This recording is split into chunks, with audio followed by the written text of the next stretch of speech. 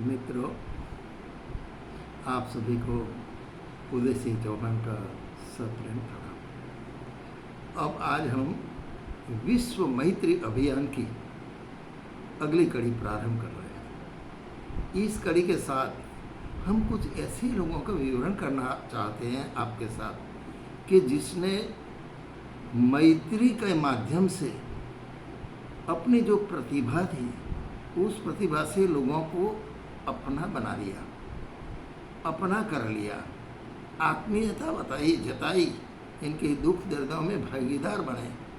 भाई साहब, इतना कमाल हो जाता है वो काम कि आपको पता चलेगा कि ऐसे व्यक्ति सामान्य होते हुए भी असामान्य बन जाते हैं। ये पूर्व जन्म के संस्कार होता है, ऐसा मैं मानता हूँ। आइए, एक महिला है। वो महिला साधारण देहात में जन्म लिया था, लेकिन भाग्य तो होता है वो अपने पति के साथ विदेश चली गई। वो दोनों इतने आध्यात्मिक थे और उनको मिल गया साथ परम पूज्य गुरुदेव श्री राम शर्मा आचार्य जी का। उनने उनका जीवन बदल दिया। भाई साहब, गुरु क्या करते हैं कि खड्डे में पड़े हुए शीशे को ऊंचे उठाकर आसमान में पहुंचा देता है। ये है गुरु की ताकत। श्री राम शर्मा आचार्य जी ने उनको अपना लिया। इतना ही नहीं, माता भगवती देवी शर्मा ने उसको अपनी मानस पुत्री बनाई। जानते हो इसका नाम? ये है शिकागो की कुसुमबेन पटेल। आज 30-35 साल से मिशन से जुड़ी है। सारे के सारे ये जो सुख सुविधाएं हैं उसको त्याग कर है विदेश में, और बिल्कुल सादगीपूर्ण जीवन जीती है।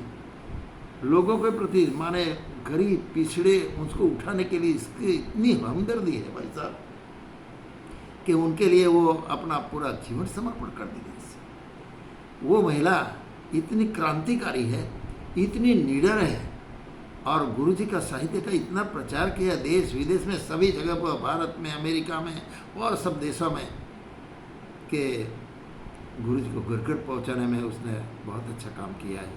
इसी से प्रभावित होकर मथुरा के तत्कालीन व्यवस्थापक पंडित श्री लीलापत शर्मा जी ने उनको चांदी की ज्ञान यज्ञ की लाल मसाल भेंट कर दी कि बेटा, ये गुरु जी की बात है, दुनिया भर में पहुंचाने का तेरा काम है, तुझे गुरु जी सहाय करेंगे, मदद करेंगे, आगे उठाएंगे। इस भावना के साथ उनको दिया और उसने कर बताया। भाई साहब, उसने क्या किया जानते हो? ये पहली महिला है कि जिसने अमेरिका में चर्च खरीद कर वहाँ गायत्री शक्तिपीठ की स्थापना कर दी। ग्लोबल गायत्री परिवार की वो प्रेसिडेंट।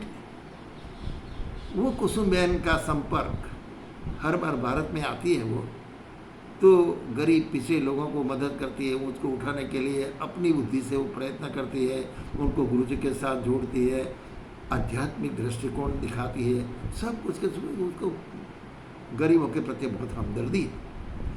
लेकिन उसकी मुलाकात हो गई वहाँ एक आदिवासी एरिया है छत्तीसगढ़ में, पहाड़ी विस्तार, बिल्कुल ऐसे लोग हैं पछात कि जिसमें निरक्षरता की ज़्यादा प्रमाण है। बच्चियों को पढ़ा नहीं सकते, बच्ची आगे बढ़ने से मेहनत मजदूरी करती है। आर्थिक परिस्थिति वो लोग इतने कंगाल है, वहाँ आने जाने का कोई पहाड़ियों में रास्ता नहीं, कंटीला पत्थर और झोंपड़ों में वो रहते हैं।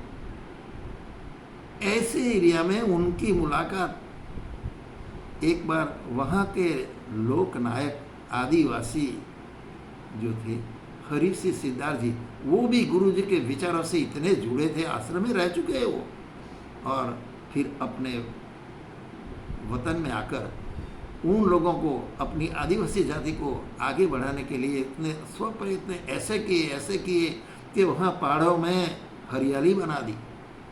भाई साहब, काली मिर्च के बगीचे लगवा दिए, लोगों को आर्थिक पगभर बनाया, शिक्षा के लिए घर घर जाकर इसकी महत्ता दिखाई और बच्चों को पढ़ने भेज दिया। बहुत सारा काम किया घूम कर। ये हरि सिंह सिद्धार्थ को इस काम से सम्मानित किया गया, हीरो ऑफ द नेशन। अब बताओ, एक विदेश की सन्नारी समर्पित और दूसरा है हीरो ऑफ द नेशन। एक गंगा एक यमुना का मिलन हो गया, फिर क्या कहना है भाई साहब। हाँ, तो 5 फरवरी 2021 को एक कार्यक्रम रखा था अपने देहात में बच्चियों को आगे बढ़ाने, शिक्षित करने, आर्थिक पगभर बनाने। उनने हरीश सिद्धार्थ जिले की योजना बनाई। क्या योजना बनाई आप लोगों को मैंने पहले से बता दिया है, और हमारे मैत्री के लेखों में मैंने लिख भी दिया है। मैं किसी की चापलूसी नहीं करता, किसी की प्रशंसा नहीं करता। जो वास्तविकता है, मैत्री कैसे आगे जाती है, मैत्री से क्या क्या होता है, किसका उद्धार होता है, कैसे विकास होता है, और उनमें कैसे कैसे लोगों भागीदार बने हैं, इसकी बात मैं बताने जा रहा हूँ भाई साहब। तो वो दोनों को मिले और दोनों को मिलकर इस आदिवासी एरिया को आगे बढ़ाने के लिए एक गाय एक बेटी, ये अदृश्य क्रांति है भाई साहब। सीधी बात समझ में नहीं, तो गोली लगती है ना तो छेद बहुत छोटा होता है, लेकिन गोली जब निकलती है ना दूसरी ओर तो छेद बहुत बड़ा हो जाता है। वैसे ही वो अदृश्य क्रांति है, लगती है छोटी, एक गाय एक बेटी, क्या बात है, एक शिक्षक एक डेयरी, कोई बात नहीं। लेकिन इनके पीछे उन आदिवासी समाज को ऊंचे उठाकर आर्थिक पगभर बनाना, शिक्षित बनाना, बच्चों का जीवन निर्वाह अच्छी तरह से चले, वो आगे बढ़े। आप जानते नहीं हो, ये चानू भाई, वो मीराबाई चानू जिसने वेट लिफ्टिंग में सिल्वर मेडल दिला, ये आदिवासी विस्तार की महिला थी मणिपुर की। वैसे ही आदिवासी विस्तार में वहाँ भी ऐसे लोग हैं जो क्षेत्रीय रमत गमत क्षेत्र में इतने आगे बढ़े, मेडल भी प्राप्त किए। ऐसा उस एरिया में काम हो रहा है आदिवासी विस्तार में। तो वहाँ ये दोनों ने एक कार्यक्रम रखा, उसमें अध्यक्षा बनाई गई कुसुम बहन को, और खुशी खुशी अध्यक्षा बन गए। बहुत सारे उसमें मुसीबतें उसको आई, 1 महीना तक आदिवासी विस्तार में रही, घर घर जाकर सबको मिले, इतना प्रेम भाई साहब संपादन किया कि वो जब वापस शिकागो लौटी तो एयरपोर्ट तक उसको छोड़ने तो 200 महिलाएं पहुंच गई थी। बताइए, ये है प्रेम, आदिवासियों का प्रेम, गरीबों का प्रेम, आर्थिक पगभर नहीं है, उसका प्रेम, आत्मीयता। उनकी रोटी खाई, उनके साथ मिली जुली, उनको भेटी, उनके दुख दर्द को उसने लिखा। भाई साहब उसने एक कन्या विद्यालय गुरुकुल शुरू कर दिया छोटे से गांव में, हरीश सिद्धार्थ के गांव में, उड़ा गांव में, और साथ में कंप्यूटर का शिक्षण बच्चियों को मिले, इसीलिए कंप्यूटर भी दिया। इतना तो काम उसने कर दिया। इतना नहीं, वे आदिवासी विस्तार के 60 गांव उसने दत्तक ले लिए, गोद ले लिए कि इनके विकास के लिए मैं काम करूंगी। जो भी मेरे से बन पड़े, मैं सरकार से मदद मांगूंगी, सरकार को मैं बताऊंगी कि इनकी हालत है, उसमें आप मदद करिए, मैं भी मेरे से जो हो सकते वो करूंगी।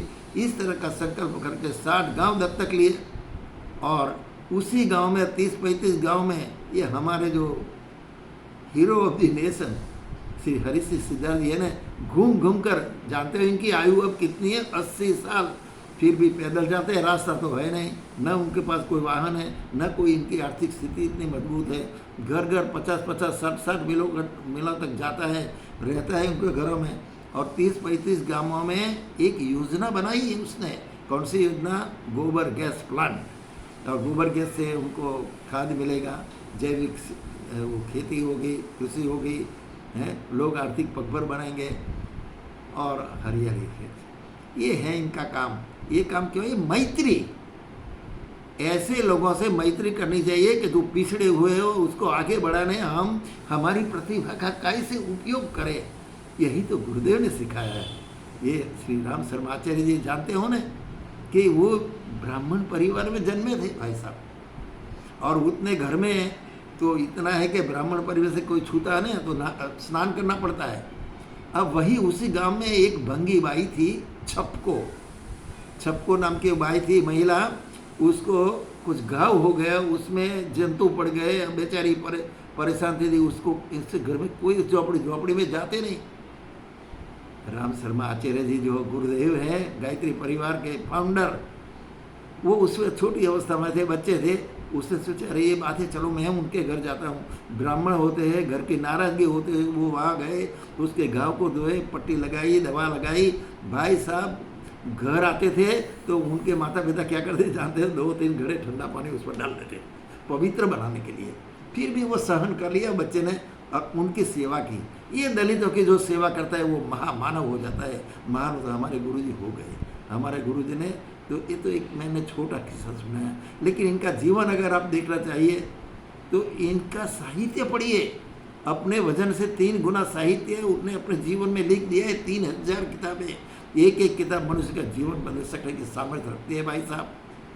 ये है श्री राम समाचार्य। इनके ये 2 शिष्यों की बात मैंने बताई, जो मैत्री करने के लिए मैत्री के माध्यम से लोगों तक पहुंचना चाहता है, और उन लोगों ने ये योजना बनाई है विश्व मैत्री अभियान।